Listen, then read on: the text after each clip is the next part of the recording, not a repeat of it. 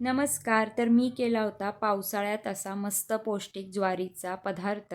आता ज्वारीचं पीठ जे आहे ना, थोडंसं मीठ घालून आपल्याला घट्ट करून घ्यायचं आहे, घट्ट मळून घ्यायचं आहे आणि त्यानंतर त्याचे उंडे करून अशा प्रकारे वाफवून घ्यायचे. एक 10 ते 15 मिनिटात हे उंडे जे आहेत ना, ते वाफवून होतात आणि त्यानंतर मग आपल्याला नॉर्मली आपण घरामध्ये जसं पिठलं करतो ना, तसं पिठलं तयार करून घ्यायचं आहे. तुम्हाला हवं तसं तुम्ही पिठलं तयार करू शकता.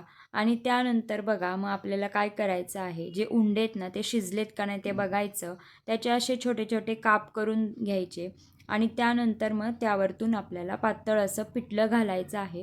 पिठलं जे आहे ना ते आपलं पातळच असलं पाहिजे आणि त्यानंतर मग एक फोडणी तयार करायची भरपूर लसणाची. त्यामध्ये मी हळद, कढीपत्ता आणि थोडीशी लाल मिरची पावडर घातलेली आहे आणि ही जी फोडणी आहे ना त्याच्यावरतून घालायची. थोडंसं लिंबू पिळायचं आणि असा मस्त गरमागरम पदार्थ बघा तयार झालेला आहे.